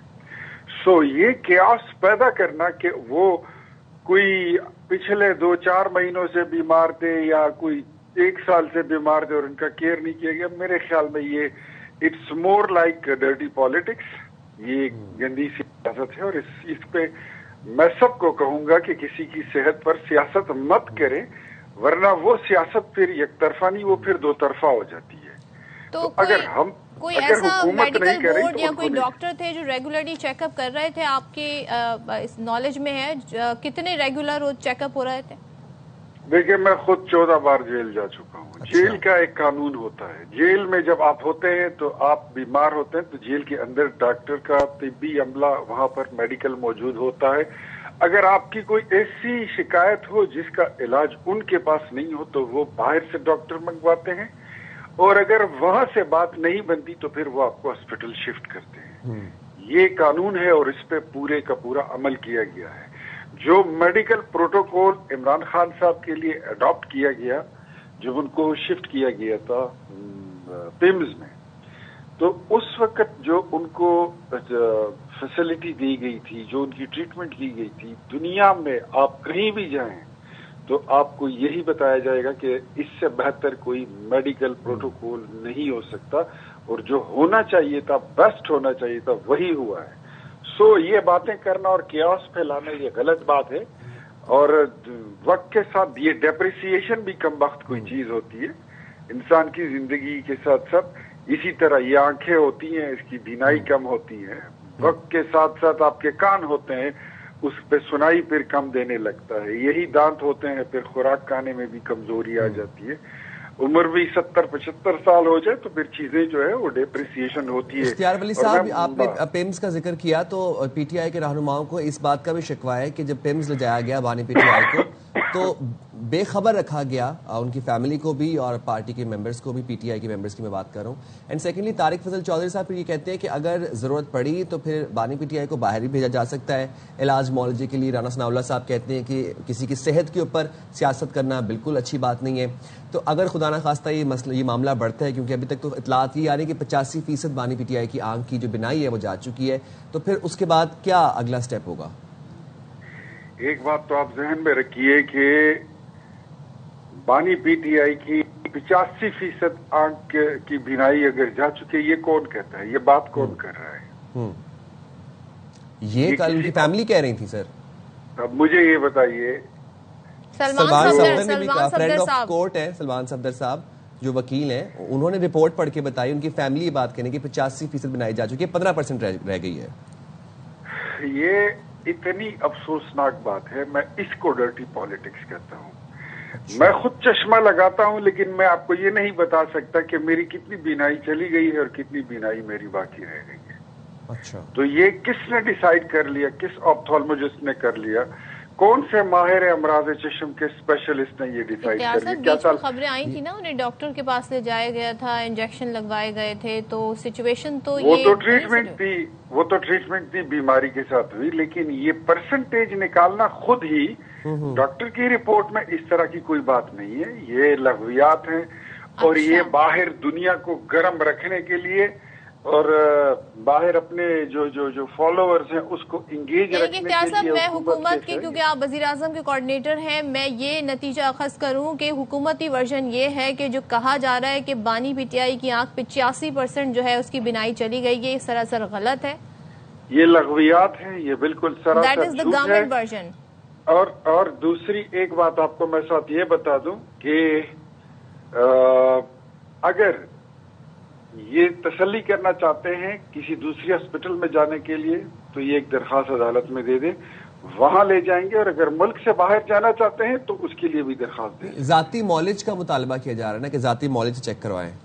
What ever they want they دیں, عدالت میں درخواست دے دیں, کوئی بات نہیں. ہم ایک بات ہے کہ ہم خود مار کھائے ہوئے لوگ ہیں اور پھر عمران خان کی حکومت میں ستائے ہوئے لوگ ہیں. ہم یہ وعدہ کرتے ہیں قوم کے سامنے کہ ہم عمران خان کے ساتھ, ان کی پارٹی کے ساتھ ہمارا نظریاتی اختلاف ہو سکتا ہے, لیکن ان کی زندگی اور ان کی صحت پر کوئی بھی کسی بھی قسم کی نہ کوئی بھی سیاست نہ ہوگی اور نہ ہم کریں گے, نہ کسی کو کرنے دیں گے. تو جس طرح نواز شریف صاحب کی کو باہر بھیجا گیا تھا, آپ سمجھتے ہیں کہ ایسے ہی بندوبست بھی گورنمنٹ, یہ والی گورنمنٹ کرنے کو تیار ہے؟ ارے میری پیاری بہن, ان کو بولے درخواست تو دے دینا, درخواست دیں گے تو پھر اس کے بعد بات بڑھے گی. اچھا, پہلے سے ہم سارا چیزیں ادھر ٹی وی پہ بیٹھ کے ڈسکس تھوڑی کر سکتے ہیں. تو یہ جو آج اپوزیشن جماعتیں دھرنا بھی دے رہی ہیں, احتجاج بھی کر رہے ہیں, تو اب کیا حکومت کا لاہ عمل ہوگا؟ کیا حکومت بات کرنا چاہے گی اپوزیشن جماعتوں سے اس ایشو پر؟ وہ اپوزیشن جماعتوں کو پتا ہے نا کہ اگلے 2-4 روز بعد جو ہے پھر رمضان آ جائے گا, تو اس سے پہلے جاتے جاتے کوئی نہ کوئی ایکٹیویٹی کر جائیں تاکہ لوگ انہیں یاد رکھیں. وہ تو ویسے ہی اپنا وہ کیا کہتے ہیں. صاحب آپ یہ کہہ رہے ہیں کہ ان کی آنکھ کی بینائی کا ایشو ایک نان ایشو ہے, اس کو بنایا جا رہا ہے, بڑھایا جا رہا ہے. دیکھیں, آپ اگر جیل سے ہم لوگ باہر ہیں نا تو ہمیں بھی بیماری لگ سکتی ہے. جیل کے اندر جو ان کو فیسیلیٹیشن دی گئی ہے, انہی کے وکیل جو ہے, جو وہ فرینڈ آف کورٹ ہیں, ان کی رپورٹ میں پیرا نمبر 12 میں لکھا گیا ہے کہ عمران خان از دا موسٹ پریویلیجڈ قیدی آف پاکستان اس وقت کے دور میں. تو اس سے زیادہ اور کیا بات ہو سکتی ہے؟ فیسلٹیز ہم دے رہے ہیں. باقی جس بندے کو بیماری لگنی ہوتی ہے تو جیل سے باہر بھی لگ سکتی ہے, جیل کے اندر بھی لگ سکتی ہے, وہ سفر بھی لگ سکتی ہے, کہیں بھی لگ سکتی ہے. بیماری اور صحت مندی, تندرستی, یہ ساری لگی بندی چیزیں ہیں. تو اللہ سب کی صحت کو اپنے امان میں رکھے اور ہماری دعائیں ان کے ساتھ ہیں. ڈیلیبریٹلی ان کے ساتھ کوئی یہ جو آپ کہہ رہے ہیں کہ عدالت میں درخواست دیں, تو اگر ذاتی معالج کو بھی چیک کروانا ہے بانی کو, تو اس کے لیے بھی عدالت میں درخواست دینی پڑے گی. یہ جیل سپرنٹینڈنٹ کے اختیارات میں نہیں آتا؟ اپنی معلومات کے لیے آپ یہ اصل میں ایسے لوگ ہیں نا, ان کو کوئی آؤٹ آف دا وے آپ کوئی فیسیلیٹیشن کر دینا تو یہ ایک تو پھر اس کا وہ اچھا تو یہ مانے نہ مانے, لیکن پھر یہ اس کو چیزوں کو گڑمٹ کر کے پھر پیش کرتے ہیں. یہ پھر کبھی کہتے ہیں ہواؤں کا رخ بدل گیا, کبھی کہتے ہیں بادلوں کا رخ بدل گیا, کبھی کہتے ہیں کس چیز کا رخ بدل گیا. پھر یہ اس طرح بہکی بہکی باتیں شروع کر دیتے. تو اچھی بات ہے کہ جو چیز بھی ہو وہ قانون کے دائرے میں رہتے ہوئے ہو, تاکہ کورٹ بھی وہ اصل میں ہے جوڈیشل اس میں ہے امپریزنٹمنٹ میں ہے, تو بہتر ہے کہ جو بھی ہو کورٹ جو ہے وہ آن بورڈ ہو. چلے ٹھیک ہے, بہت شکریہ اختیار ولی صاحب. جناب یہ تمام تر سچویشن تھی. اب ہم آپ کو اپڈیٹ کرتے رہیں گے, فالو اپ بھی بتاتے رہیں گے آپ کو, ساتھ ساتھ آج جو ڈی چوک پہ دھرنا ہونے جا رہا ہے اس کے حوالے سے بھی آپ کو اپڈیٹس دیتے رہیں گے یہاں. اچھا جی, موسم کی بات اب ہم کر لیتے ہیں جناب. موونگ فارورڈ, موسم ملک میں کیسا رہے گا اس حوالے سے آپ کو اپڈیٹ کریں گے. رمضان آنے والا ہے, رمضان جسٹ اراؤنڈ دا کارنر, جہاں پہ اچھا میں رمضان سے پہلے آپ کو یہ بتا دوں کہ کل کا لوگ میرے سے بڑا پوچھ رہے ہیں کہ کل آپ کے کیا پلانس ہیں, سنس کل از 14 فیبروری. میرا کوئی لینا دینا نہیں ہے 14 فیب سے. I am totally completely unbothered by 14 Feb. اور جو لوگ کچھ کرنا چاہ بھی رہے ہیں, خاص طور پر جینزیز جو کل ایکسٹرا کلاسز کا بہانہ مار کے جانا چاہ رہے ہیں, ان کو بتا دوں کہ Ramzan is around the corner, so it's better to stay at home than to burn in hell. محکمہ موسمیات نے پیش گوئی یہ کی ہے کہ 17 فروری کو داخل ہونے والے نئے مغربی سلسلے کے زیر اثر کراچی میں 18 تا 19 فروری یعنی یکم رمضان المبارک کو ہلکی بارش کا امکان ہے. تو موسم جو ہے وہ خوشگوار ہو سکتا ہے. رمضان کے لیے اس حوالے سے تھوڑی سی بحث یہ ہو رہی تھی کیونکہ ہم سب بڑے ایکسائٹیڈ اس حوالے سے بھی ہیں کہ ایک پلیزنٹ موسم میں تھوڑے ٹھنڈی, پورے ملک میں تو سردی ہے کراچی کو چھوڑ کے, لیکن سب یہ سوچ رہے تھے چائے پئیں یا وہ جو ایک مخصوص اب لال شربت ہوتا ہے, وہ لسی ہوتی ہے, وہ پئیں, کیا کریں. تو بھائی اب کراچی والوں نے طے کر لیا ہے کہ چائے نہیں پی جا سکتی اس موسم میں, اور تھوڑا سا اگر بوندا باندی ہو جائے گی یا تھوڑی سی پھوار پڑ جائے گی تو ہو سکتا ہے موسم خوشگوار ہو جائے. موسم خوشگوار سے مراد یہ ہے کہ بارش ہوگی, لیکن دین اگین جو آخری اشرے ہوں گے ہمارے رمضان کے, وہاں پہ موسم ہمیں تھوڑا گرمی محسوس ہوگا. پہلے 2 اشرے محکمہ موسمیات یہ بتا رہے ہیں کہ معتدل رہیں گے.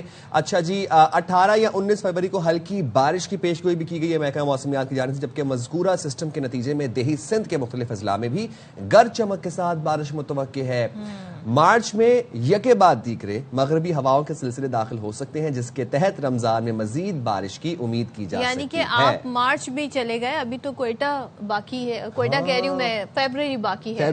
اچھا, کوئٹہ کا خیال کیوں آیا؟ کیونکہ بسنت وہاں پر منانے کا جی سوچا جا رہا, بلکہ فیصلہ ہو گیا ہے. کوئٹہ میں بسنت کا تہوار جلد ہی جشن کی صورت بھی اختیار کر لے گا, کیونکہ آج, کل اور پرسوں یعنی کہ 15 فیب تک 3 روزہ یہ بسنت منانے کا اعلان کیا گیا ہے. جبکہ کوئٹہ میں تو بڑی ٹھنڈ ہے, نہیں وہاں پہ تھوڑے دنوں پہلے برفباری بھی ہو رہی تھی. بات یہ ہے کہ شہریوں میں جوش و خروش عروج پر ہے, اور بازاروں میں رنگ برنگی پتنگیں, مضبوط ڈوریں, پیلے لباس اور بسنت کی دیگر اشیاء کی خریداری بھی اپنے عروج پر ہے. مختلف علاقوں میں لوگ نئی ڈیزائن کی پتنگیں دیکھ کر لطف اندوز ہو رہے ہیں. تہوار پر مقامی ثقافتی پروگرامز, موسیقی اور روایتی تقریبات کا بھی اہتمام کیا جا رہا ہے. مقامی فنکاروں کی پرفارمنسز ہوں گی کوئٹہ میں, روایتی کھانوں کے سٹال سجیں گے, تفریح کے لیے بھی خصوصی انتظامات کیے جائیں گے. تو جناب آفٹر لاہور نا کوئٹہ از پریپیرنگ فار بسنت, اور لوگ بہت خوش ہیں جناب کوئٹہ میں بسنت منانے کے لیے. کوئٹہ میں آپ دیکھیں کیا خوبصورت ویسے نا مناظر ہوں گے جب پتنگیں آسمان پہ اڑیں گی, بادلوں. کنٹراسٹ ہوگا, یہ ہوگا کہ جی سفید چادر کچھ پہاڑوں نے اڑی ہوئی ہوگی, اور دوسری طرف آپ یہ رنگ برنگی پتنگیں دیکھ رہے ہوں گے. تو یہ کوئٹہ کے مناظر ہیں. 3 دن کوئٹہ والے بسنت بنانے جا رہے ہیں, جس میں روایتی کھانے بھی ہوں گے, اور کوئٹہ کے کھانے ظاہر ہے ان کے موسم کے لحاظ سے ذرا مختلف بھی ہیں. چائے, قہوہ, یہ تمام چیزیں جی. ایک ہوتا ہے روغن, کیا کہلاتا ہے جی, روشت جو ڈش ہے ان کی وہ ہے, اور بہت سارے مزے مزے کے پکوان ہیں جس سے سب لطف اندوز ہوں گے. تو اب لاہور میں دیکھ رہے ہیں کہ ایک ٹرینڈ سیٹ ہوا, اس کے بعد ہم دیکھ رہے ہیں دیگر شہروں میں بھی اب لوگ بسنت بنانے. میئر صاحب نے کراچی میں بھی کوئی وہ اعلان کیا تھا کراچی میں, ان کے حوالے سے ان سے منصوبے خبر میں سوشل میڈیا پر دیکھ رہی تھی, جس میں انہوں نے کہا ہے جی کراچی میں بھی بسنت بنائیں گے. تو اس پہ دیکھیں جی پبلک کیا کہتی ہے. پبلک ویسے جنرلی سوشل میڈیا پر تو یہی کہہ رہی ہے کہ ہمیں سڑکیں چاہیے, ہمیں پتنگیں نہیں چاہیے. پتنگیں تو ویسے بھی رمضان میں اڑائی لیتے ہیں. اچھا, مجھے یہ بات نہیں پتا تھی, کراچی والے یہ کہہ رہے ہیں کہ روزے سے پہلے جو پتنگ ہم اڑاتے ہیں نا, وہ مقابلہ آپ کر کے دیکھ لیں. درخواست انہوں نے میئر صاحب سے یہ کی ہے کہ ہمیں سڑکیں بنا کے دے دیں, بسنت ہم بعد میں بنا لیں گے. جناب یہاں پر ہوئی ہے وقت ہوا ہے بریک کا, حاضر ہوں گے بریک کے بعد. Stay there with us.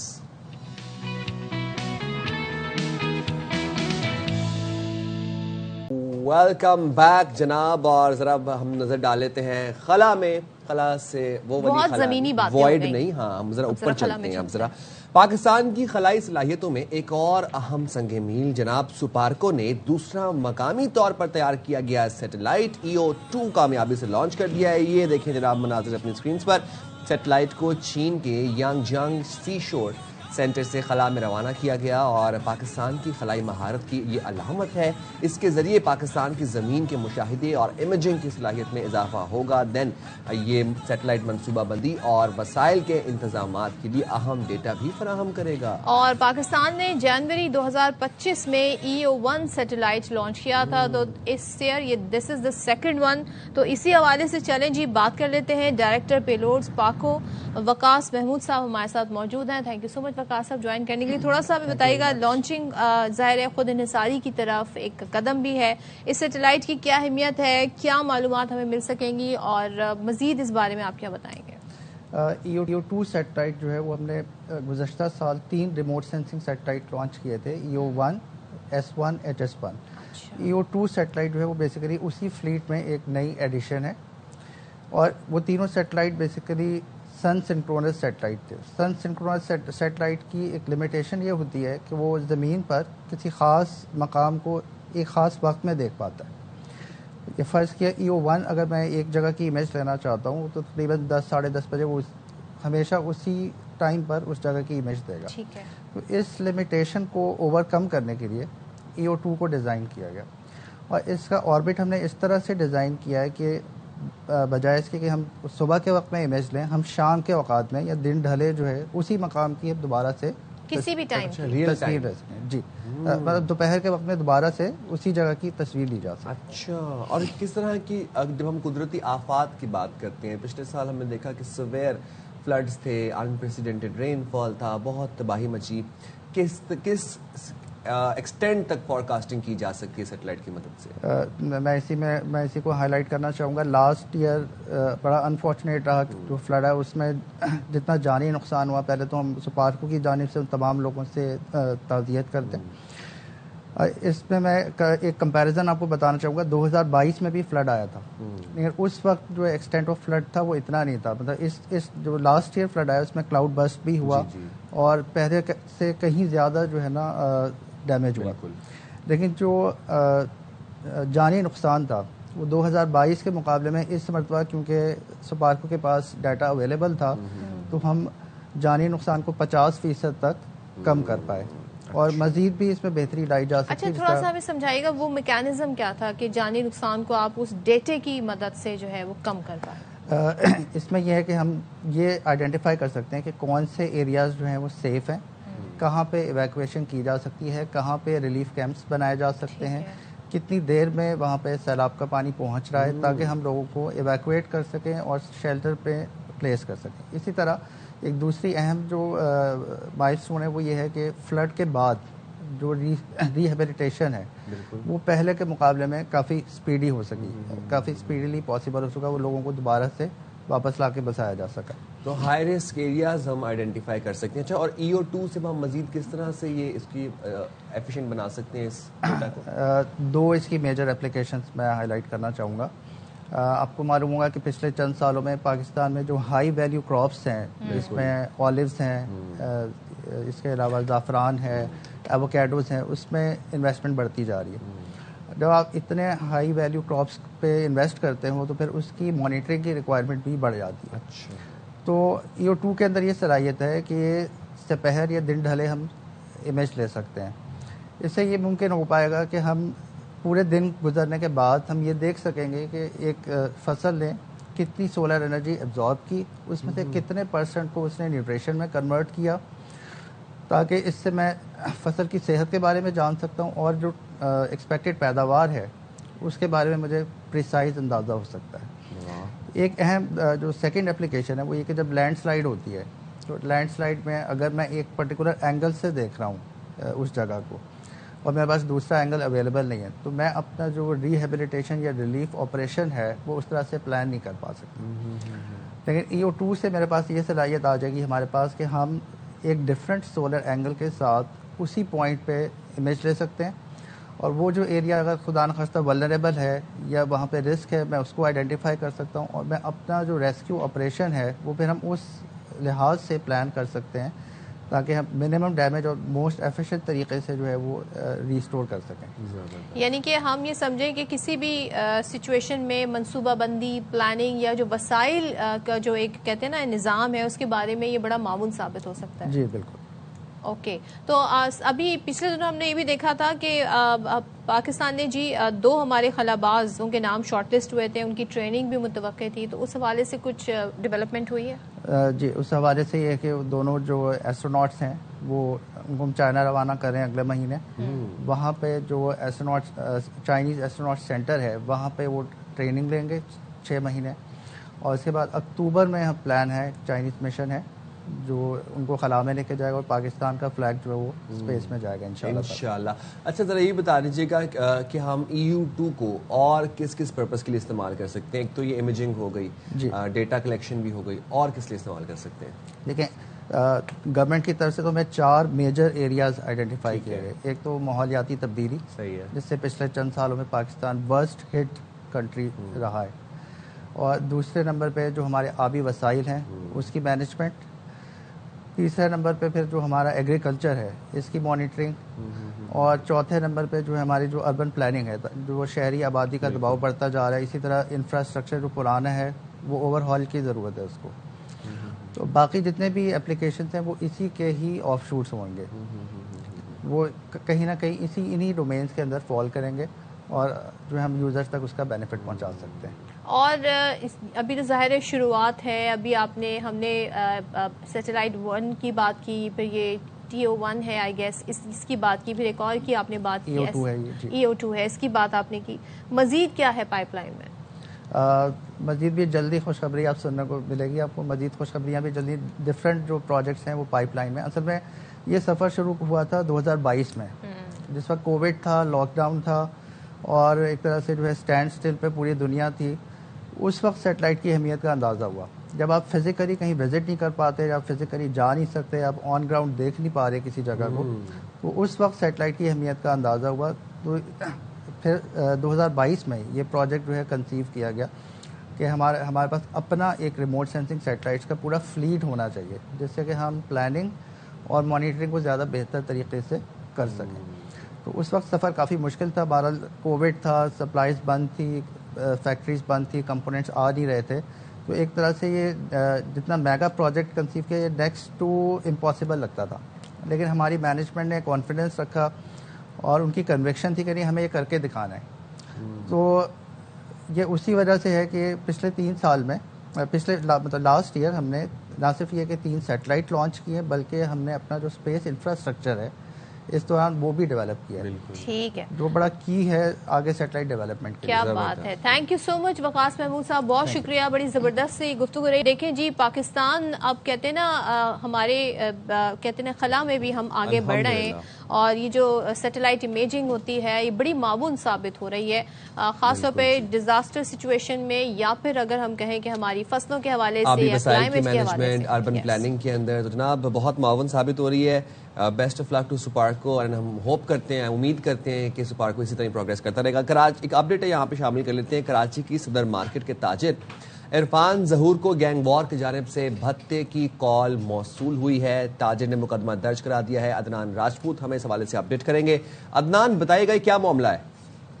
جی بالکل، یہ صدر موبائل مارکیٹ کے ایک تاجر کو گینگ وار ملزمان کی جانب سے بھتے کی کال موصول ہوئی ہے. بھتے کی کال غیر ملکی نمبروں سے کی گئی ہے، جبکہ صدر الیکٹرانک مارکیٹ کے تاجر عرفان ظہور نے پریڈی تھانے میں مقدمہ درج کروا دیا. متاثرہ تاجر کا بتانا ہے کہ 1 فروری کو موبائل فون واٹس ایپ پر غیر ملکی نمبر سے کال موصول ہوئی. کال کرنے والے نے اپنا تعارف گینگ وار سے کروایا.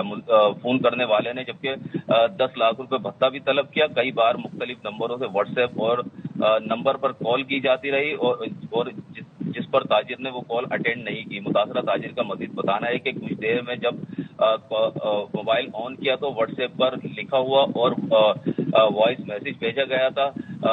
واٹس ایپ میسج میں دھمکی دی گئی کہ فون اٹینڈ کرو ورنہ انجام برا ہوگا. تاہم پولیس نے عرفان ظہور کی مدعیت میں نامعلوم ملزمان کے خلاف مقدمہ درج کر لیا اور مزید تحقیقات بھی شروع کر دی گئی ہے. جی बहुत शुक्रिया आपका अदनान। और एक और अपडेट आपको दे देते हैं। वफाकी वजीर दाखिला के इस्लामाबाद मॉडल जेल और नेशनल पुलिस एकेडमी में जेर तामीर हॉस्टल का दौरा।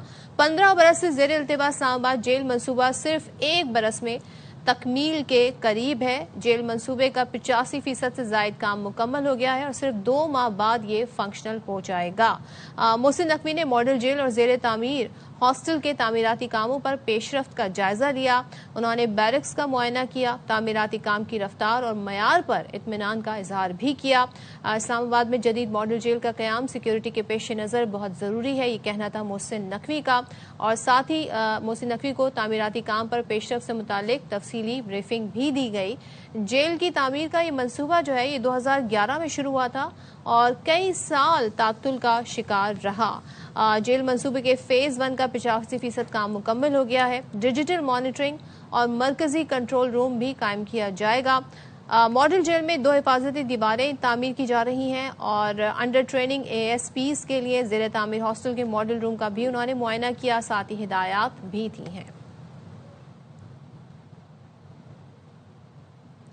अच्छा जी, यहाँ पे एक रिपोर्ट है जो हम चाहते हैं आपके साथ शेयर करना। 2025 के दौरान खलीजी रियासतों से डिपोर्ट किए गए पाकिस्तानियों की तफसीलात कौमी असम्बली में पेश कर दी गई हैं।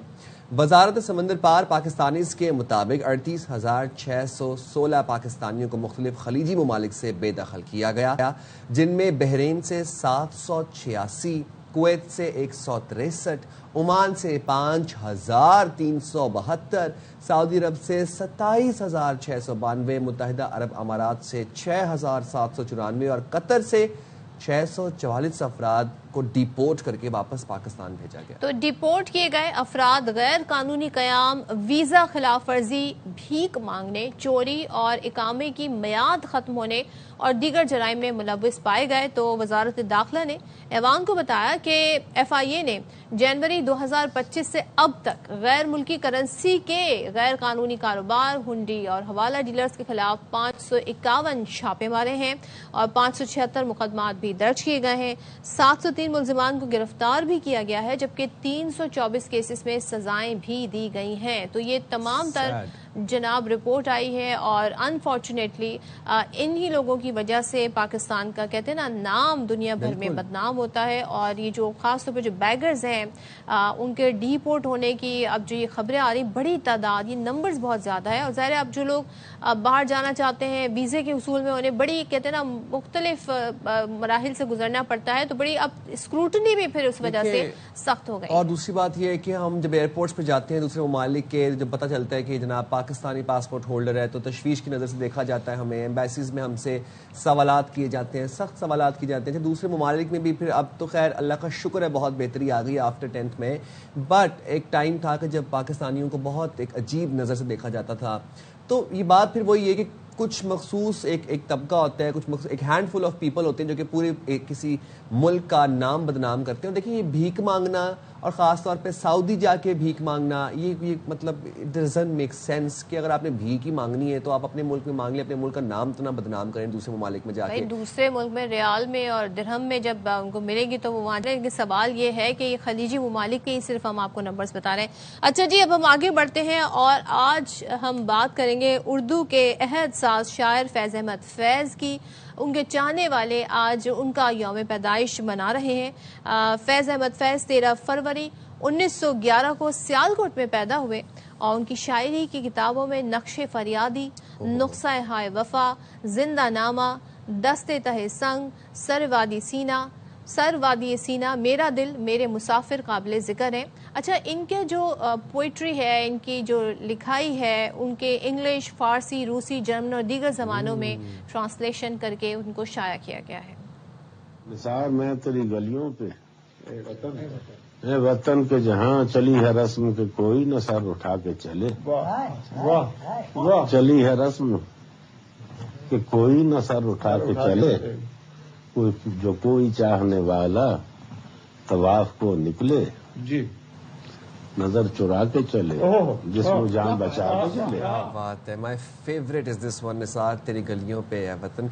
20 नवंबर 1984 को 73 बरस की उम्र में انتقال فرما گئے اور انہوں نے مجھ سے پہلی سی محبت، میرے محبوب، مجھ سے پہلی سی محبت نہ مانگ جیسے کمال اور لیجنڈری کلام بھی لکھے، تو آپ کو ذرا یہ سنواتے ہیں. چلیں جی، اسی کے ساتھ بریک لیتے ہیں، بریک کے بعد واپس آئیں گے.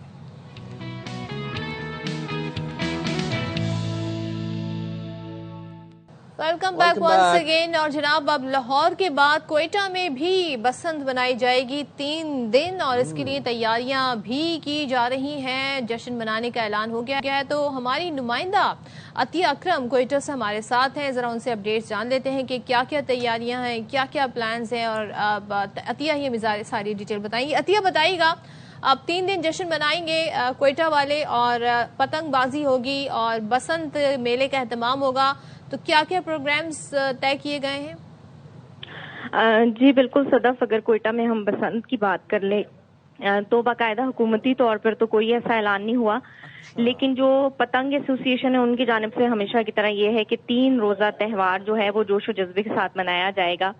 اس میں مختلف جو مالز ہیں اور جگہ ہیں وہاں پر میدانوں میں پتنگ بازی ہوگی، موسیقی بھی ہوگی، مقامی ثقافتی سرگرمیاں بھی منعقد کی جائیں گی.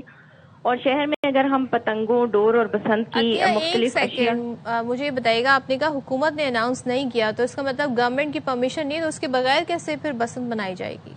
ایسا ہے کہ صدف ہمیشہ ہی یہ ہوتا ہے کہ گورنمنٹ کی سطح پر کوشش یہ کی جاتی ہے، کیونکہ گزشتہ ادوار میں اس کی وجہ سے کافی جانی نقصانات ہوئے، تو اس پہ کوئٹہ میں تو ایسا کوئی اعلان ہمیشہ ہی نہیں ہوتا، لیکن جو ایسوسی ایشنز ہیں ان کی طرف سے یہ ہوتا ہے کہ وہ مطلب مطلب ایس او پیز کون سی ڈور ہوگی، کس سائز کا گڈا ہوگا، یہ بھی نہیں کوئی طے ہوا؟ نہیں سائم، اس قسم کی کوئی چیز بھی ابھی تک جو ہے منظر عام پر نہیں آئی. گورنمنٹ نے اس حوالے سے ایک یہ کیا ہے کہ جی حفاظتی اقدامات کے حوالے سے جو ہے وہ ایس ایس پی آپریشن نے ایک جو ہے وہ ہدایت نامہ جاری کیا ہے کہ کوئٹہ کے شہری جو ہے وہ بسنت اگر منا رہے ہیں تو وہ پرامن انداز میں منائیں. بسنت کے دوران شہری ہوائی فائرنگ سے مکمل اجتناب کریں، اور 2.5 ڈور، کیمیکل، ملا مانجا اور خطرناک ڈور کے استعمال سے بھی گریز کریں، اور اس کے ساتھ ایسی سرگرمیوں سے پرہیز کریں جن سے قیمتی جانوں کو خطرہ لاحق ہو سکتا ہے. ہوائی فائرنگ اور ممنوعہ ڈور کے استعمال سے شہری اور موٹر سائیکل سوار اور اسپیشلی بچوں کو بہت زیادہ خطرہ ہوتا ہے. تو قانون نافذ کرنے والے اداروں کی طرف سے یہ ہوتا ہے کہ شہر میں تھوڑا سا گشت بڑھا دیا جاتا ہے، تاکہ جو اگر کہیں پر اس قسم کی سرگرمیاں ہو رہی ہوں، کیمیکل ڈور استعمال ہو رہا ہو، کیمیکل مانجا استعمال ہو رہا ہو، تو اس کے اوپر جو ہے وہ پابندی بھی ہوتی ہے اور کچھ گرفتاریاں عمل میں لائی جاتی ہیں. اور اسپیشلی کوئٹہ میں کیونکہ تھوڑا قبائلی معاشرہ ہے تو ہر خوشی یا کسی تہوار کے موقع پر فائرنگ بہت زیادہ کی جاتی، تو اس کے لیے اسپیشلی جو ہے وہ پولیس کی گشت بڑھا دی جاتی ہے. اور اگر ہم یہاں پر تھوڑا سا دکانداری کے حوالے سے بھی بات کر لیں تو لاہور میں بسنت کے بعد جو ہے وہ کوئٹہ کے بازاروں میں جو ہے وہ بسنت کے لیے گڈیاں اور اس کے ساتھ ساتھ جو ہے وہ ڈور کی جو جسے کہتے ہیں فروخت، اس میں نمایاں اضافہ ہوا. اور اس حوالے سے ہم نے دکانداروں سے جب ان کے کاروبار کے حوالے سے بات کی تو ان کا کہنا یہ تھا کہ ان کے کاروبار کو بھی اس سے تھوڑی سی وسعت ملی ہے، اور بڑے لمبے ٹائم کے بعد جو ہے وہ گڈیاں خریدنے میں اور ڈور خریدنے میں غیر معمولی اضافہ ہوا. بہت شکریہ عطیہ ہمیں بتائیں گی. لیکن بھائی بات یہ ہے کہ گورنمنٹ نے اناؤنس نہیں کیا ہے، یہ اپنے طور پر جی وہاں پر لوگ اور کائٹ ایسوسی ایشن کا آئی گیس انہوں نے بٹ بات یہ ہے کہ اگر آپ سیلیبریٹ کر رہے ہیں تو آپ نے ذمہ داری سے کرنا ہے، دھاتی ڈور کا استعمال نہیں کرنا. وہی چیزیں جو ہم نے لاہور میں دیکھا، غیر ضروری سفر سے گریز کریں، سائز جو پتنگ کا آپ کو بتایا گیا اسی کے سائز کے مطابق آپ پتنگ اڑائیں. اور دوسری بات ایسا ہے ہی نہیں تو کوشش کریں کہ بس اپنی احتیاط خود ہی برتیں. آپ پھر ہمیں دیں اجازت، ہمارا پروگرام کا ختم ہونے کا وقت آ گیا ہے. اللہ حافظ. پاکستان زندہ باد.